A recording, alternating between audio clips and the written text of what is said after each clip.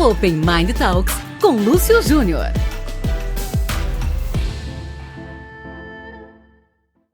Olá pessoal, sejam todos muito bem-vindos a mais um episódio do Open Mind Talks, o mais novo canal de comunicação do Open Mind Brasil.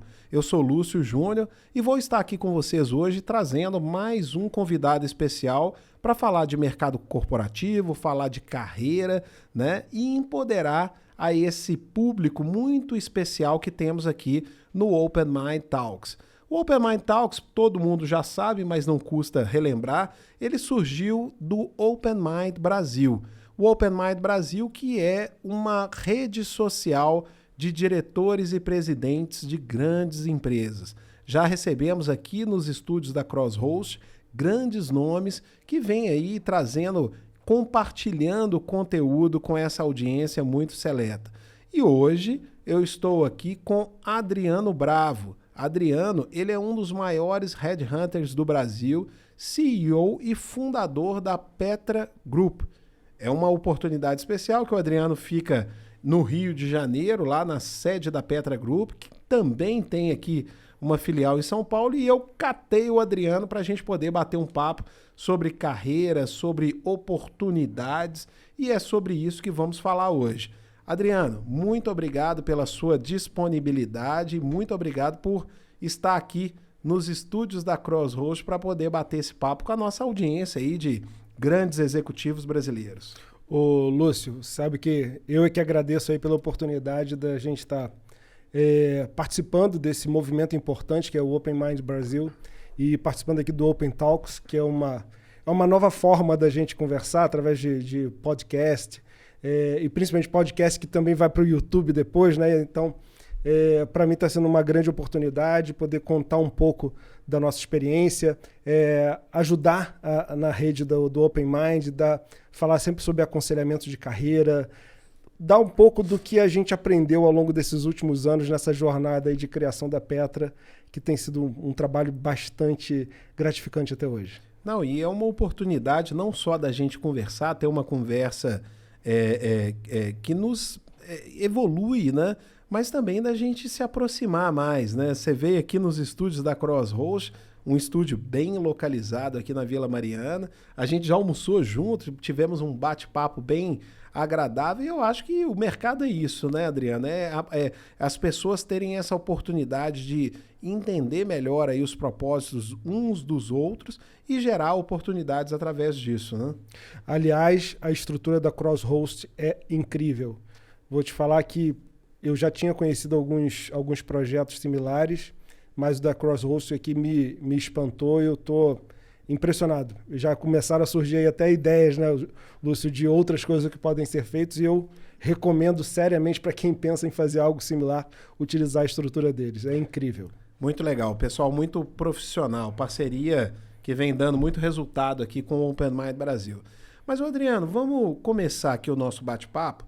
Você é uma pessoa que está acostumado aí a lidar com transição de carreira, né, com executivos que estão se recolocando.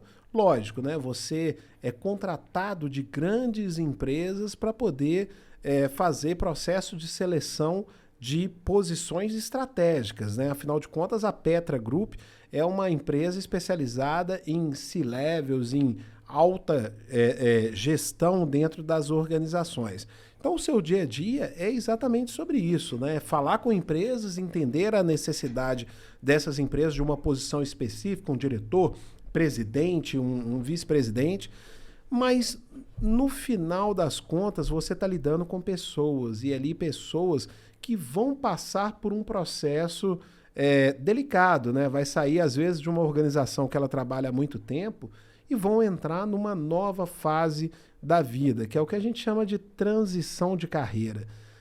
Quando você lida com isso, isso te arremete a alguma coisa pessoal? Você já passou por processos também de transição? Você se identifica com esses executivos nesse momento, Adriano? Lúcio, eu acho que talvez a minha identificação seja tão grande, porque a gente estava até conversando isso hoje no nosso almoço, né? Como que foi o processo de me tornar um headhunter. Não existe não existia, né? Porque Eu sou de uma época, estamos falando de quase 20 anos atrás, em que headhunters eram pescados do mercado para assumir esse tipo de posição.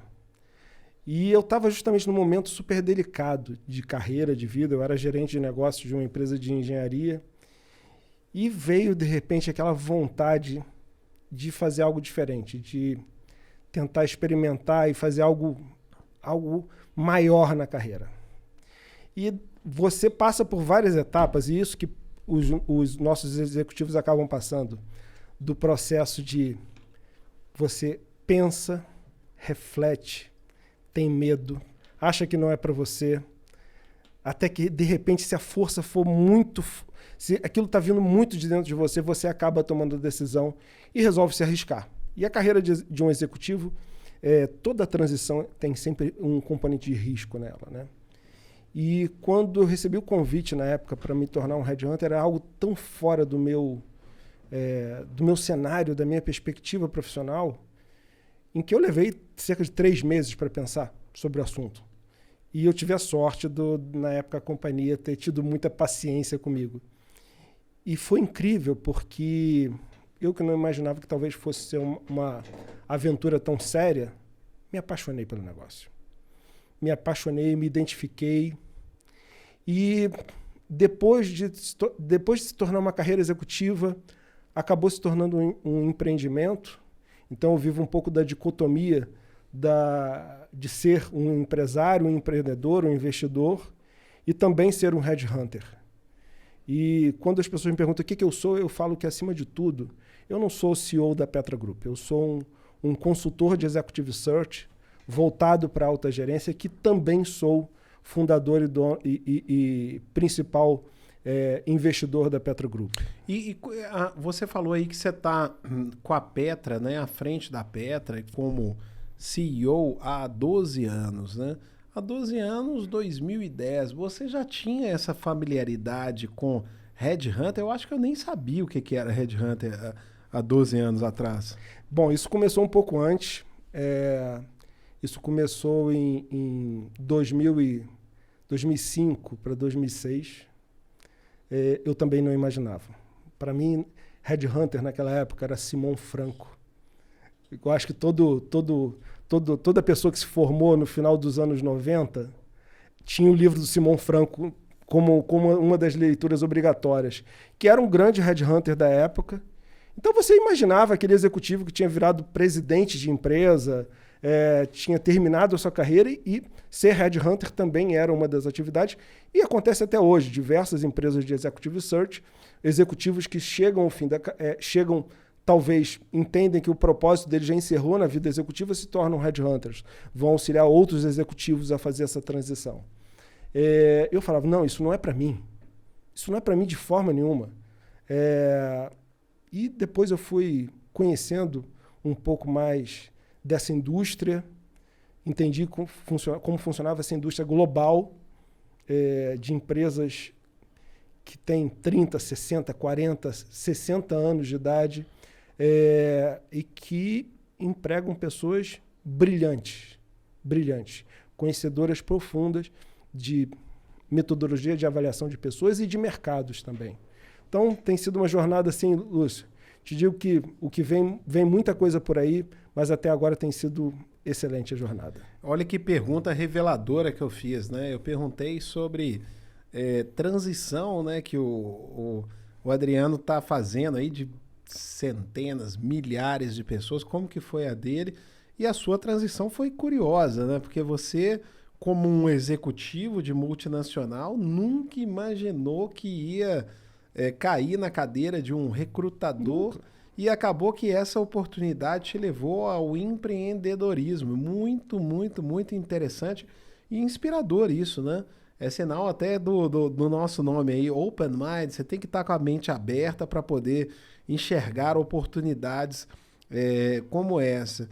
Mas, Adriano, eu tenho uma pergunta, né? Eu ia perguntar sobre a sua história, mas acabou que a minha pergunta foi reveladora e acabou falando um pouco da sua história profissional. Mas ao longo da sua vida profissional na Petra e a sua vida pessoal, a gente também caminhou em um mundo que foi mudando as suas características, né? E quando na época dos nossos pais, era muito comum você ver uma pessoa que ela começa a carreira e se aposenta naquela empresa. A empresa, o nome da empresa acaba virando sobrenome daquela pessoa. O fulano da, sei lá, Mesbla, né? Acaba virando um sobrenome, porque as pessoas já identificam. A pessoa nasceu ali e terminou a profissão ali.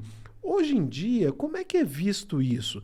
Essa longevidade nas organizações. Quando você vai recrutar uma pessoa, né, ou quando a Petra Group vai recrutar um diretor, um presidente de empresa e que vê que a pessoa passou a vida inteira numa organização, isso é um ponto positivo ou um ponto negativo? Lúcio, isso não é tão antigo assim, né? Se a gente parar para pensar, há cerca de 10 anos atrás, você ainda avaliava pessoas que nunca tinham mudado de empresa na vida. Tanto para multinacionais quanto para grandes empresas nacionais. Era muito comum. A pessoa entrava como estagiário, como aprendiz e seguia até diretor, presidente, ou então era gerente para o resto da vida e se aposentava naquela companhia. Foi uma época em que o tal plano de carreira definia quem você seria. Essa que é a grande verdade. Mas em algum momento as pessoas começaram a assumir o protagonismo. Talvez até com o advento da internet, da troca de informação, da informação descentralizada, sim, as pessoas começaram a poder aprender mais com a história dos outros. Antes, as nossas redes de relacionamento elas eram muito fechadas. Elas funcionavam em torno da família, dos amigos de empresa. Hoje, o Open Mind, olha quantas pessoas você acrescenta na sua rede de relacionamento, redes sociais, grupos de network diversos. Com isso, possibilitou que você pudesse trocar e saber histórias de terceiros. E essas histórias de terceiros acabam criando novas expectativas. Você entendendo que talvez o seu mundo não acabe mais ali. Que legal. Em que você talvez tenha algo além daquela sua lente rosa, daquele mundo que você vive, né? E eu acho que está culminando para um terceiro movimento em que os executivos hoje que assumem posições de liderança, eles já começam pensando a carreira hoje em não depender mais do emprego. Então você já vê hoje jovens com 25, 26, 27 anos já criando fundos para que ele no futuro ele possa ter uma liberdade absoluta de querer trabalhar com aquilo que ele gosta e não porque ele precisa do salário. Então a gente está vivendo quase que uma revolução que a gente está vendo isso acontecer gradativo, né? Faz todo sentido isso que você falou, que existiam talvez essa falta de mobilidade organizacional dos empregados em função da desinformação. A gente não sabe o que tem ali na frente. Então você acaba se apegando àquilo que você tem. A partir do momento que você descobre que existe um mundo de oportunidades, você quer conhecer um pouquinho mais. E o que você tá dizendo é que a evolução disso é que as pessoas estão agora entendendo o seguinte: não, antes eu dependia de uma única empresa e eu me apegava àquilo ali como um bote salva-vidas. Depois eu descobri que existem outras empresas. E agora eu estou entendendo que existe oportunidades além do CLT ou do contrato de trabalho, né? O que acontece é que hoje as pessoas já têm uma visão mais ampla de trajetória de carreira, né? É claro que eu, como headhunter, busco executivos em que você enxergue propósito, entrega de projetos, resiliência, uma série de características que a gente busca em determinados executivos, não aquele que vai entrar na companhia e na primeira oferta vai sair. Eu acho que todo mundo, quando entra num projeto, ele tem que entrar com um compromisso. Se está sendo cumprido aquilo que foi prometido, a pessoa tem que seguir com compromisso. Não é meramente um contrato de trabalho, e sim um contrato de propósito. Mas sim, Lúcio, a carreira se torna mais ampla. Você pode ser executivo, você pode ser consultor, você pode ser investidor, você pode ser coach, você pode ser mentor, você pode ser várias coisas. Inclusive, você pode ser empresário ao mesmo tempo em que você é executivo. Então, a carreira fechada, em que antigamente era mal visto quando você tinha uma atividade paralela. Hoje, não mais tanto. Não, e é legal, né? Eu estou me sentindo muito bem aqui, né? Porque eu, como CEO de uma empresa, né, de networking, eu sempre aprendi o quão importante era ter relacionamento com um headhunter, né? E estou aqui de frente para um dos maiores headhunters, CEO de uma das maiores empresas de headhunting do Brasil.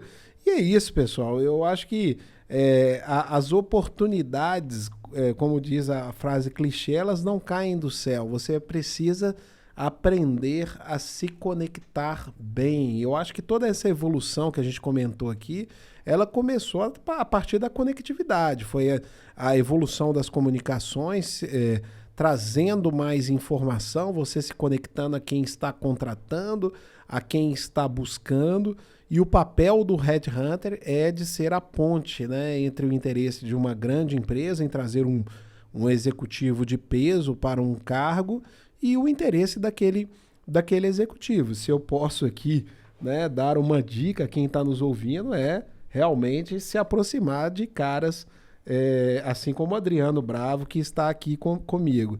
Mas, Adriano, por mais que a gente dê esse tipo de dica, a gente tem pessoas que elas querem entender como que funciona esse processo de transição, né? Como que acontecem as oportunidades, mas muitas vezes falta coragem, né?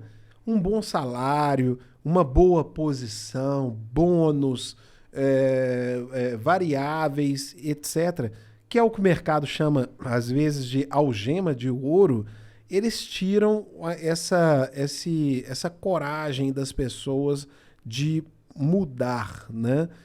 E como que você vê isso, né? Porque, ao mesmo tempo, a gente está vendo o surgimento aí das startups cada vez mais também buscando executivos e atrair executivos, né? Então, nessa guerra de retenção e procura de novos talentos, como que você acha que tem que ser a visão do executivo, né? Ele tem que realmente ter esse receio da troca? Como é que você... O que você falaria isso para a nossa audiência, esse executivo que está aí no fogo cruzado? Ô Lúcio, eu acho que ele precisa ter maturidade. Ele tem que saber onde que ele está pisando. Porque você tem alguns tipos de transição, eu vou falar aqui das principais.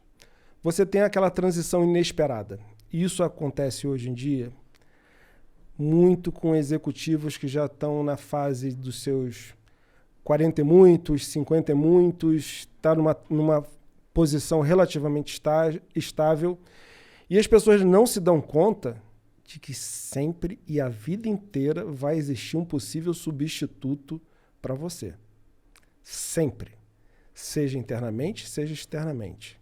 Então, eu acho que todo executivo tem que se considerar um futuro desempregado, para que ele não tome um susto e para que ele possa se preparar para esse evento. Não existe segurança em local algum. Você está sempre como executivo.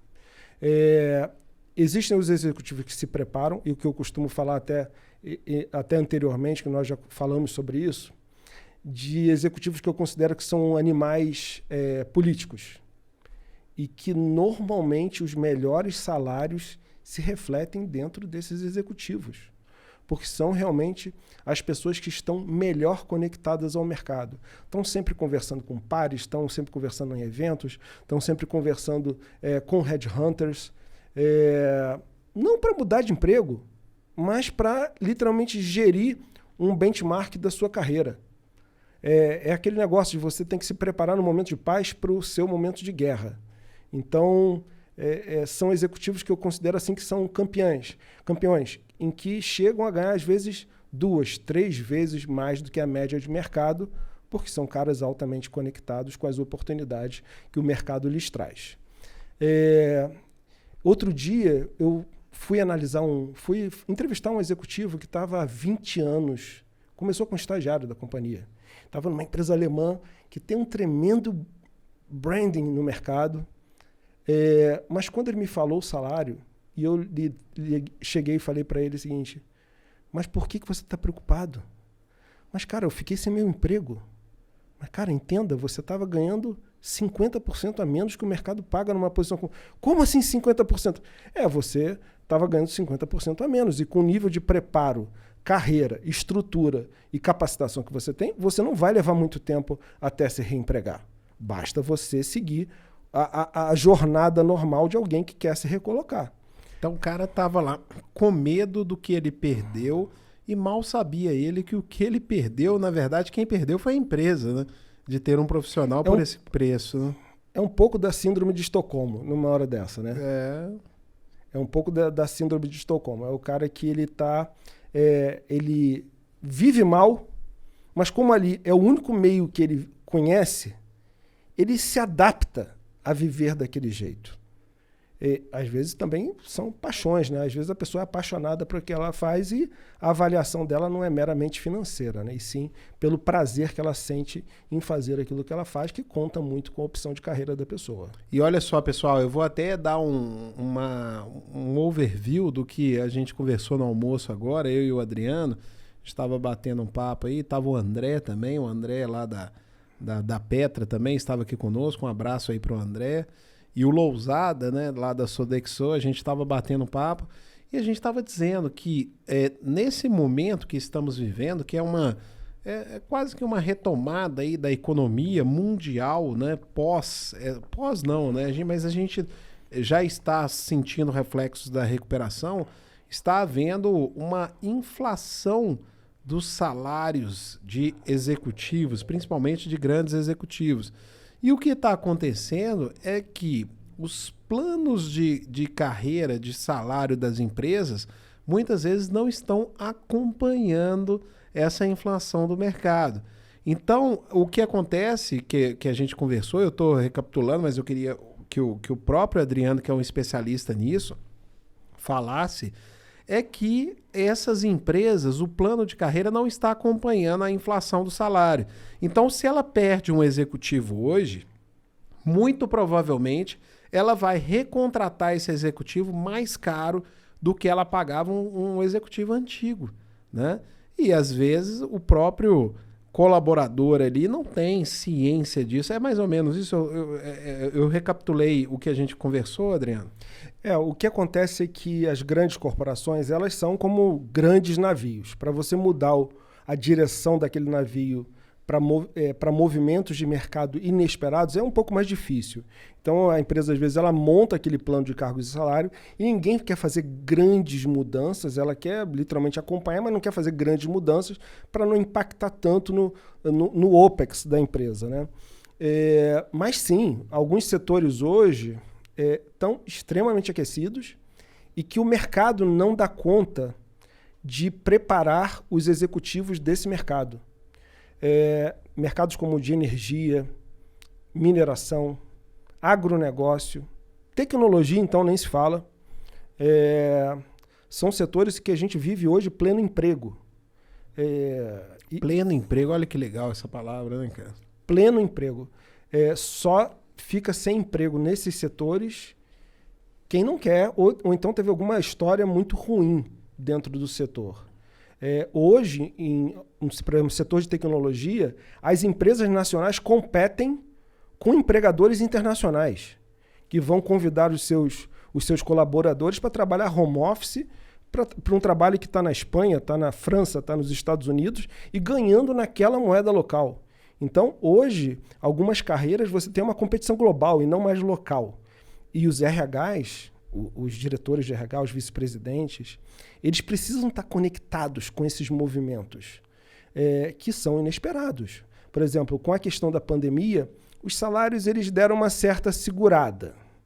Quando a pandemia foi literalmente reduzindo o seu impacto e as empresas começaram a voltar a ter uma vida relativamente normal, ou voltando a ter uma vida normal, o impacto de inflação veio para todos. E aí, juntando o impacto de inflação, que é uma inflação global, mais aquecimento do mercado, novas empresas, novos empregos, startups, é a tempestade perfeita para ter esses momentos de mudança repentina salarial. Hoje eu recebo ligações de clientes nossos que precisam do dia para a noite, sem ainda ter uma pesquisa concreta, alterar os salários para tentar reter os seus executivos. Não, e é literalmente aquela imagem da dança das cadeiras, né? As empresas são as pessoas que se levantam, as cadeiras são as pessoas que ficaram para trás aí durante a pandemia, mas a pandemia retoma, as empresas vão vir quentes querendo os melhores profissionais e elas vão disputar umas com as outras esses profissionais, porque elas querem ter uma equipe que vai conseguir acelerar, né, o negócio. Agora, na outra ponta, né, Adriano, você precisa ter o profissional bem posicionado, né? Aquele profissional que precisa ter um plano mesmo. E o plano não é o plano de carreira, porque o plano de carreira é a empresa quem faz para ele, mas esse profissional precisa ser ter o seu próprio plano de vida, né? O seu plano pessoal. E às vezes o plano dele passa que eu vou continuar nessa empresa aqui mais 10 anos, depois eu vou me tornar um conselheiro, né, empresarial e etc. E como já dizia o Mike Tyson, né, todo mundo tem um plano até tomar um soco na cara, né? E aí veio a crise e esses planos de vida, né, não é de carreira dessas pessoas, foram por terra. O que você acha? Se você tem um plano, você, mesmo nesse momento de crise, desse turbilhão, você deve continuar seguindo o seu plano ou tendo crença naquilo que você já tinha planejado ou revisitar o seu plano de vida nesses momentos? Lúcio, eu acho que antigamente a gente fazia planos de carreira para 5 anos, para 6 anos. Tá? Primeiro ponto, um ponto que você tocou importante, é a questão do plano de carreira, né? Antes, as pessoas delegavam o plano de carreira para os contratantes. Só que isso hoje é algo extremamente old-fashioned.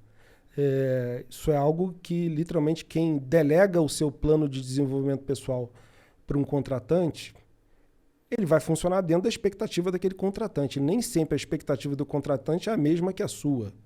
Nem sempre o tempo do contratante é o mesmo tempo que você tem de expectativa em relação à sua carreira, em relação aos caminhos que você tem que seguir.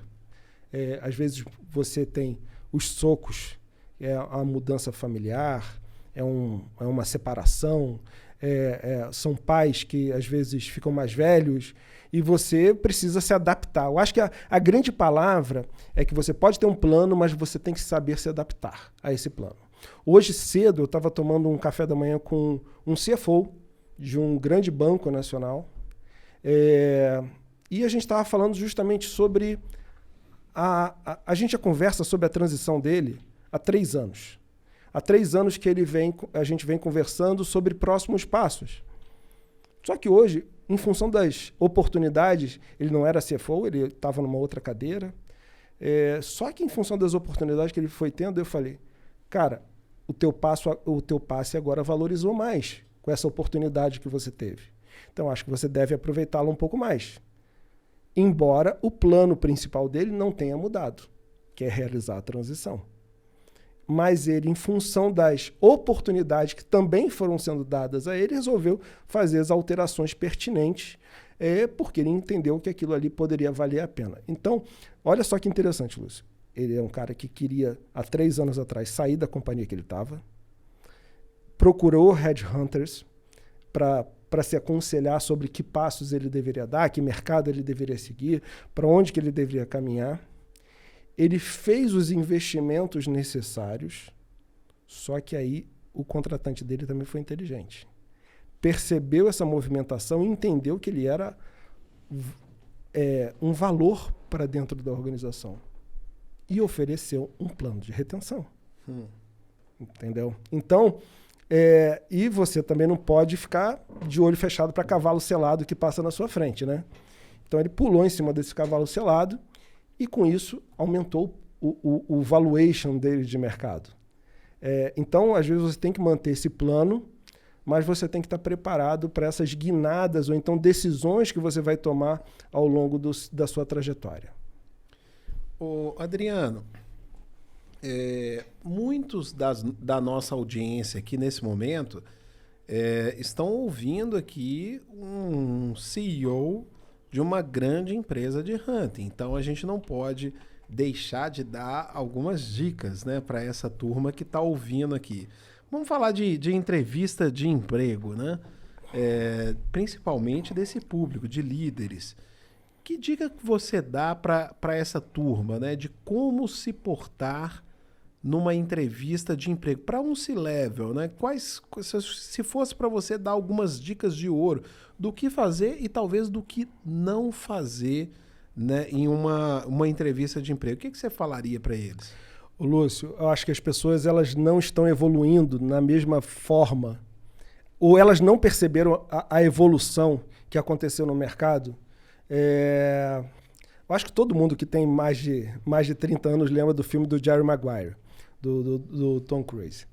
E em que você falava de empresários de atletas esportivos, né? Pessoas que negociavam a carreira desses atletas. Hoje, quando a gente vai fazer um podcast desse, você quer alcançar um público maior, você vai contratar um gestor de tráfego.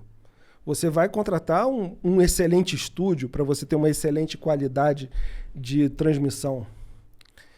Estamos falando de executivos que ganham 500 mil, 1 milhão, 2 milhões, 3 milhões de reais por ano. As pessoas não se preparam, Lúcio.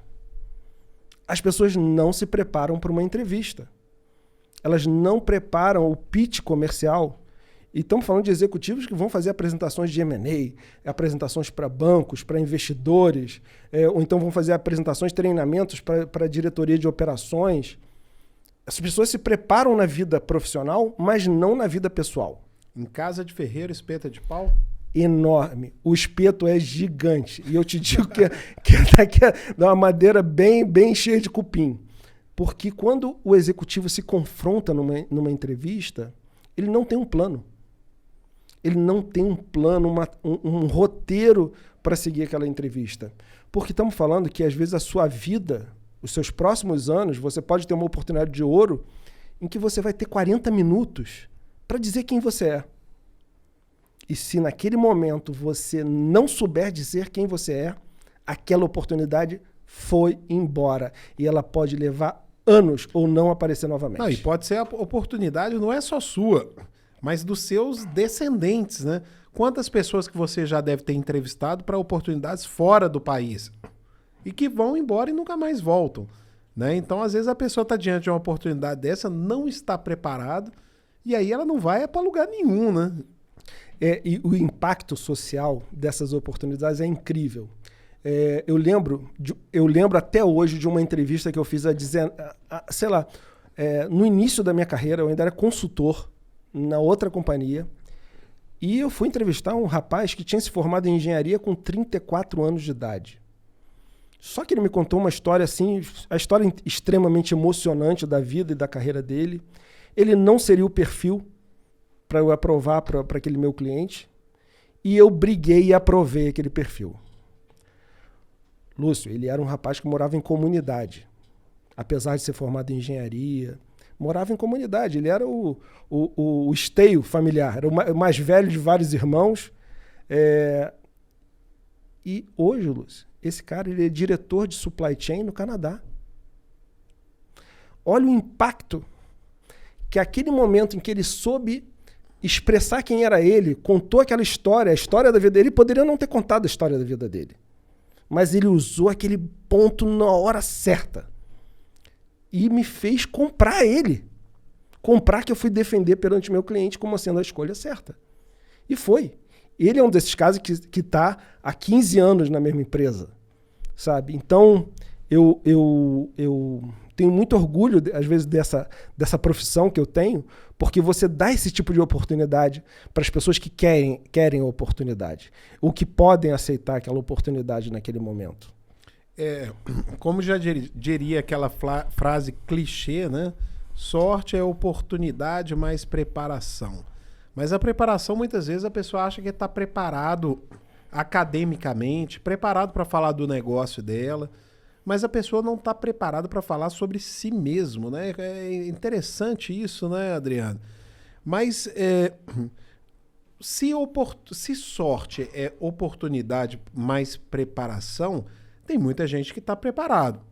Está preparado academicamente, curricularmente, sabe falar sobre si, mas às vezes a oportunidade você não controla o timing daquilo.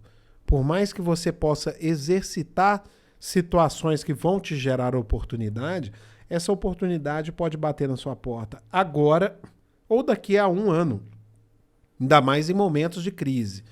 Então, o que você diz sobre você ter um pé de meia, você ter as suas reservas se você quer buscar uma transição? O que você acha que deveria ser o ideal, uma matemática de reserva financeira para uma pessoa que pretende fazer a transição? Eu acho que a pessoa precisa estar com um plano B montado. Sempre. Sempre. Ela tem que sempre olhar para o que ela tem e se ela não tem, ter. Literalmente dar o jeito de ter. Todo mundo sabe que quando o calo aperta, a pessoa vai se adaptar ao que ela tem. Essa que é a grande verdade. Não existe ninguém que não tenha esse tipo de capacidade. Então, às vezes, a pessoa tem um padrão de vida de tantos R$1.000, de tantos $1.000, e quando a surpresa chega, ela vai olhar para o que ela tem e vai falar assim, pô, eu tenho 6 meses, eu tenho 8 meses, eu tenho 1 ano de tempo até conseguir encontrar uma nova função, uma nova profissão. Mas a pessoa tem que estar preparada, Lúcio, para isso. E se não estar, tem que saber o seguinte, eu tenho um carro, eu tenho uma casa, eu tenho essas reservas financeiras. Bom, se acontecer comigo, eu vou vender a casa, vou vender o carro e vou transformar isso em reservas e vou reduzir um pouco o meu padrão de vida para aquele período. E as pessoas têm que entender que tudo bem, não tem problema, é só uma fase da vida. Pode demorar 1 ano? Pode. Por isso que eu sempre recomendo, Lúcio, se a pessoa pode, se ela pode, e se ela tem saúde para isso, e às vezes é saúde psicológica, ela deve fazer essa transição enquanto também ela está empregada, porque ela sempre vai valer mais. Depois que a pessoa sai, ela pode valer menos, ou valer exatamente aquilo que ela tinha anteriormente. Então, se o cara, por exemplo, e isso está acontecendo muito, né? As pessoas estão vivendo um momento emocional de muita pressão, né? Porque as empresas querem retomar o tempo perdido e a pressão por resultados de curto prazo está sendo muito grande e às vezes até insuportável. Haja vista a quantidade de pessoas com algum tipo de problema relacionado à saúde mental nesse momento. Mas se a pessoa já está assim, no limite, talvez a dica seria segure um pouco mais e vá cavando a sua transição enquanto você estiver empregado. O seu passe vale mais. Seria isso? Exatamente. Exatamente. Continue entregando aquilo que você se comprometeu a entregar ou tentando entregar aquilo que você se comprometeu a entregar. Às vezes a visão que a gente tem sobre nós mesmos é um pouco diferente sobre às vezes o que o nosso empregador tem sobre a gente, tá? E isso faz parte dos problemas que a gente falou, do tipo de problema de saúde mental que a gente tem hoje em dia. Eu acho que você tem um compromisso sempre com quem te contrata, tem um contrato verbal e não verbal nesse processo, tentar respeitar esse contrato verbal e não verbal. E sim, enquanto isso, buscar uma nova recolocação. Primeiro que isso vai te dar um conforto emocional maior nesse processo de busca, e também vai te dar uma retaguarda econômica para poder você fazer essa transição com o mínimo de prejuízo possível. Mas é aquilo, também cada um sabe onde o calo aperta. Se a situação é impossível, se ela é incontornável ou então foi inesperada, você tem que trabalhar com aquilo que você tem, né? Pessoal, essas dicas eu fico muito grato, né? de estar com Adriano Bravo aqui, que é CEO da Petra Group, uma das maiores empresas de hunting do Brasil, porque o meu propósito quando eu criei esse Open Mind Talks foi exatamente de gerar valor para os nossos, o nosso público, né, os nossos amigos, os nossos membros, que são diretores e presidentes de grandes empresas. E eu me sinto muito grato ao Adriano exatamente porque eu acho que a gente está nesse momento aqui compartilhando dicas valiosas. Tem muitas pessoas nessa situação. Muitas pessoas nesse momento que estão nos ouvindo, que estão desempregados, muitas pessoas que estão realmente já não aguentando mais, não suportando a pressão do dia a dia e pensando, poxa, eu preciso buscar outra coisa, e outras tantas que ainda também não se atentaram que existe vida pós a empresa, né? Que existem outras oportunidades. Então isso é realmente assim, muito rico, e eu fico muito feliz de estar aqui com você, Adriano, falando sobre tudo isso, né? Mas assim, Adriano, nós vemos hoje que muitos executivos, eles acabam tendo essa vida longa, né, na empresa, e eles acabam quase que entrando num casulo, né? Eles se isolam do mundo e se concentram no trabalho. E esquecem do quê? Esquecem do relacionamento. Esquecem do relacionamento principalmente fora da empresa. Eles se preocupam em se relacionar com o chefe, com o cliente, com tudo, e esquece da importância de se relacionar com o mercado como um todo. E às vezes eles só se atêm àquilo quando eles perdem a cadeira onde estão. E aí eles vão querer acelerar o networking, acelerar as conexões, e talvez isso já seja tarde, né? Nunca é tarde demais para fazer isso. Mas ele perdeu um tempo precioso, porque você bem falou agora sobre o peso que tem a cadeira, né, quando você está lá. Você acha que isso é um erro muito comum que os executivos cometem, de ignorar o mercado quando estão no auge da sua carreira, né, e acham que networking é para quem está desempregado? As pessoas têm um erro de base muito comum. E Lúcio, todo dia eu recebo approaches diretos ou indiretos de executivos que estão passando por um momento de transição. A pessoa ficou desempregada ou ela resolveu pedir demissão. Você tem que trabalhar com o que você tem. Então você obrigatoriamente você vai forçar a construção dessa sua rede de relacionamento e tentar obter o melhor do que você puder dentro do prazo que você tem. Tá? É o ideal? Claro que não. Você muito bem sabe, a Open Mind está aí para demonstrar isso, que network se constrói com o tempo. Ele é igual vinho. Ele fica melhor com o passar do tempo. Você constrói relações duradouras ao longo do tempo. E você não tem que ficar gastando o que a gente chama de bala de prata. Porque uma bala de prata, às vezes, é aquele relacionamento que você constrói com aquele executivo em que você não vai poder pedir 2 vezes para ele. Você não vai poder ter uma segunda oportunidade. E se você, antes disso, você apresenta alguma troca com esse executivo, e essa troca não precisa ser troca financeira, não precisa ser troca de favor, é troca de conhecimento.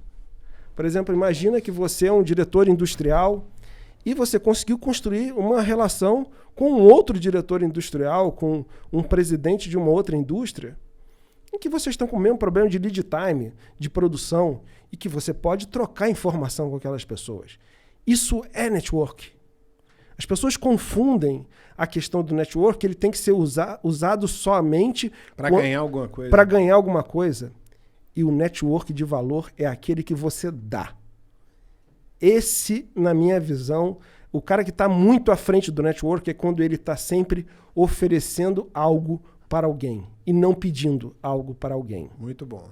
Entendeu? Então, se esse é um conselho que eu posso dar para os executivos, exerçam o network com poder, com empoderamento.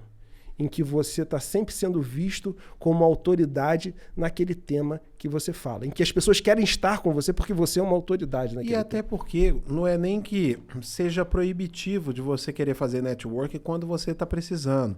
Isso, na verdade, não é proibitivo, é obrigatório, né? Só que o que você tem que pensar é antes. Poxa, nesse momento eu não estou precisando. Então é o momento de você fazer network. Porque quando você está precisando, pode se tornar mais evidente o seu interesse, né? E ninguém quer se aproximar de interesseiro, né? Poxa, esse cara aqui tá me olhando com o olhar de Tá querendo alguma coisa. tá querendo alguma coisa, né? Então eu acho que por aí as coisas dificilmente caminham.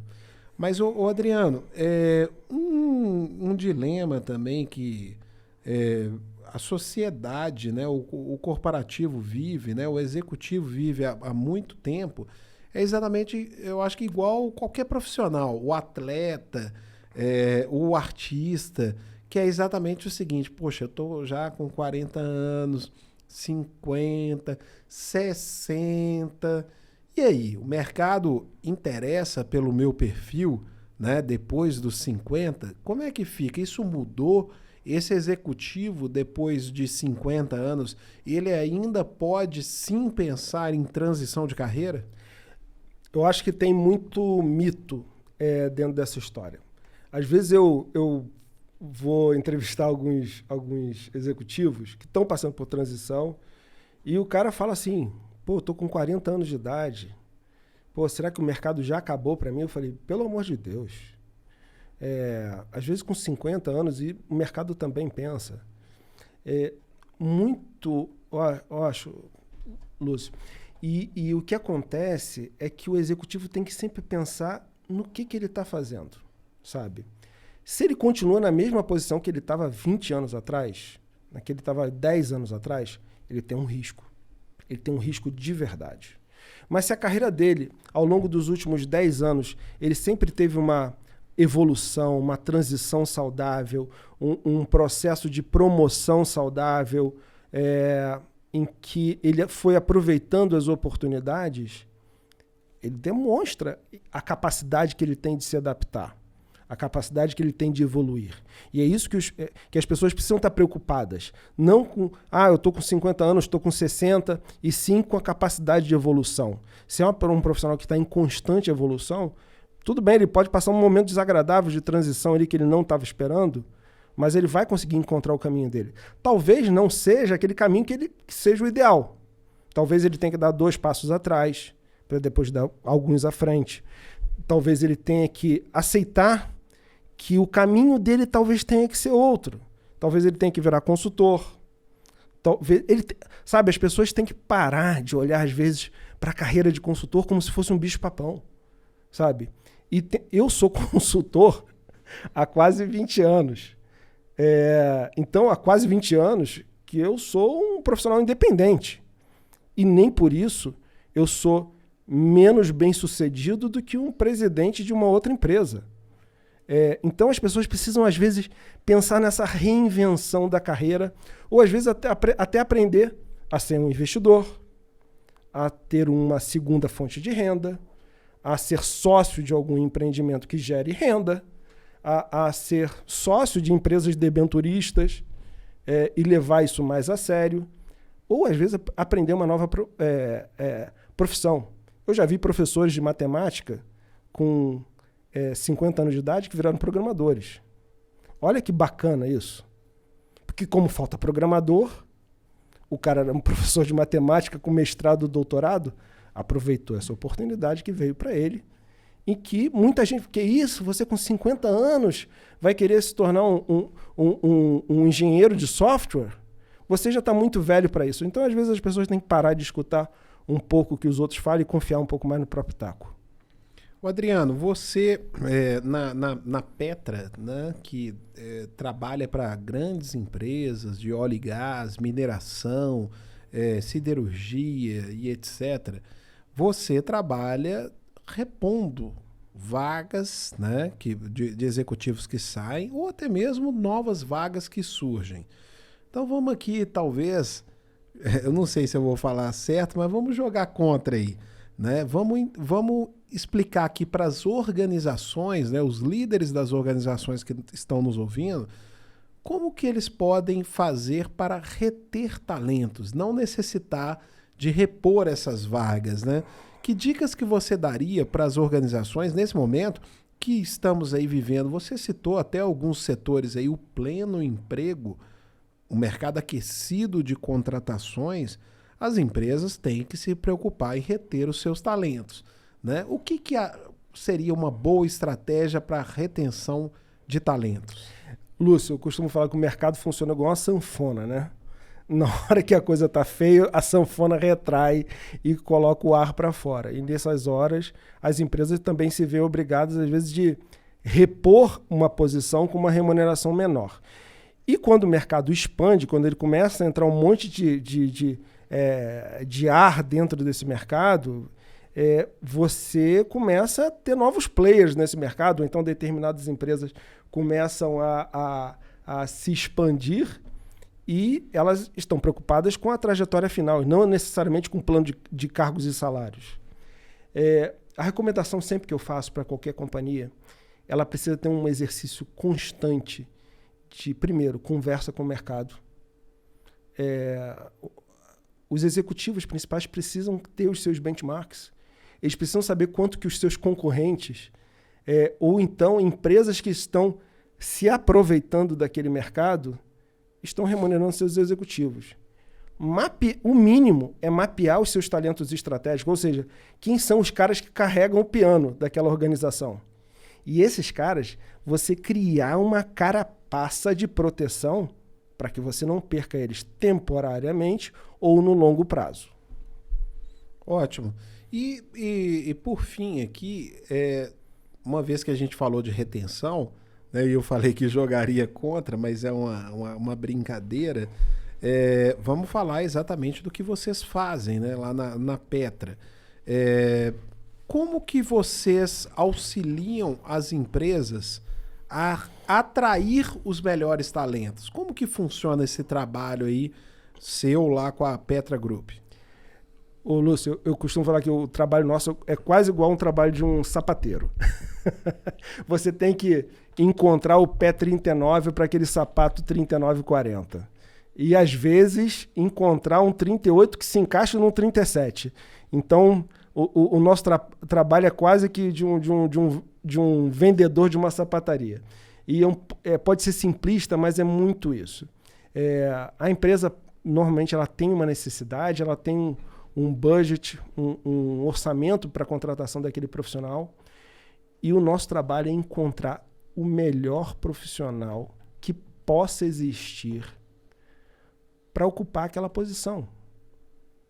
E, às vezes, nem sempre são para coisas legais. Às vezes é o profissional que vai vir para reduzir uma empresa. E você tem que encontrar alguém que possa fazer esse trabalho e que não vá sofrer com isso. Outra coisa é um executivo para fazer uma expansão de uma empresa. Você tem que encontrar alguém que não vá sofrer com expansão, com incerteza, com tomada de decisão. O nosso trabalho é muito ler nas entrelinhas aquilo que o cliente precisa. Às vezes nem o cliente sabe exatamente do que ele precisa, mas a gente usa um pouco da nossa experiência para propor essa solução. Às vezes a gente literalmente coloca aquilo que o cliente pediu, mas oferece uma segunda opção para ver se o cliente literalmente pode realmente estar um pouco equivocado com aquela decisão que ele está tomando. Às vezes é uma empresa que não tem muito hábito de trazer executivos de fora. Então a gente usa a nossa experiência para tornar aquela experiência de trazer um executivo que vai ter um mandato, uma missão dentro da companhia, a melhor possível e para que ele possa realmente conseguir exercer aquela missão. Não é meramente encontrar um cara que se enquadre dentro da faixa salarial e que esteja precisando de um emprego, e sim alguém que cumpra aquela missão. Pessoal, estamos aqui próximo do final do nosso podcast, né? Passou rápido, né, Adriano? Poxa, super rápido. É legal, papo agradável, num ambiente agradável aqui na Crosshost, então a conversa flui. Mas eu acho que o que ficou aqui para mim de mensagem, Adriano, que a gente falou para um público aqui de C-Levels, no caso dele, sobre transição de carreira, para você ter uma transição de carreira tranquila e satisfatória, o principal é você não temer esse processo de transição e entender como lidar de forma mais natural com esse processo, né? Então, o executivo ele não tem que ter medo do novo. E, ao mesmo tempo, as organizações elas precisam, principalmente no momento de retomada da economia, aprender como reter os talentos, como reter os seus talentos e também como atrair talentos, né? Como atrair talentos. Então aqui, em nome do Open Mind Brasil e dos diretores e presidentes de grandes empresas que estão te ouvindo aqui, Adriano Bravo, eu queria agradecer por essa consultoria que você nos deu aqui nessa hora, né? Porque eu tenho certeza absoluta que teve muita gente aqui anotando o que você estava falando, né? Adriano, então devolvo para você aí a palavra aí para poder deixar uma mensagem final aí para o nosso público de líderes da cadeia produtiva brasileira. Ô Lúcio, eu que agradeço essa oportunidade, eu sou fã do Open Mind, tomei a decisão de fazer parte do grupo e ser membro do Open Mind, tenho muito orgulho nisso. Quem pode acompanhar o meu LinkedIn vai ver lá que está escrito lá que é o meu novo emprego, eu sou membro do Open Mind. E o conselho, talvez o conselho principal que eu dê para qualquer executivo, que ele gerencia a sua carreira como um atleta gerencia dele. Um atleta ele tem assessores, ele tem pessoas que podem ajudá-lo a atingir o seu melhor. Eu acho que todo executivo ele tem a obrigação de analisar o valuation dele no longo prazo e entender qual o valor dele de verdade no mercado e se preparar para isso. Seja através da contratação de consultores, de assessorias, às vezes no momento de transição. Às vezes o melhor caminho é esse, se a pessoa pode fazer isso. Ou então estudar. Eu acho que esse talvez seja o meu melhor conselho, é que você seja o melhor naquilo que você faça. Não importa o que você faz. E a turma aí que eu tenho certeza, a gente falou também de networking, e a turma que está ouvindo aqui, os C-Levels, querem ter essa aproximação também de um headhunter como você, como o André, como a turma toda lá da Petra, né?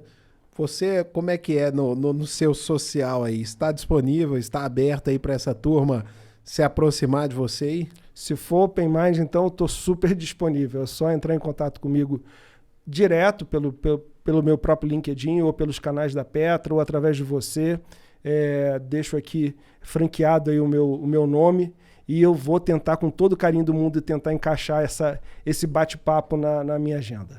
Pessoal, agradeço a todos vocês que acompanharam esse podcast até agora. Nós vamos ter muita interação aí com Adriano Bravo e a turma da Petra Group, até porque a gente entende que essa aproximação da nossa rede social a uma organização tão conceituada de headhunter gera valor aos nossos membros. Então, aguardem que coisas boas virão, mas eu também desejo a todos vocês coisas muito boas, muitas energias e espero que essa hora que passamos junto aqui tenha sido transformadora na vida de vocês. Então, muito obrigado e até o próximo episódio aí do Open Mind Talks. Você ouviu Open Mind Talks, um oferecimento Crosshost.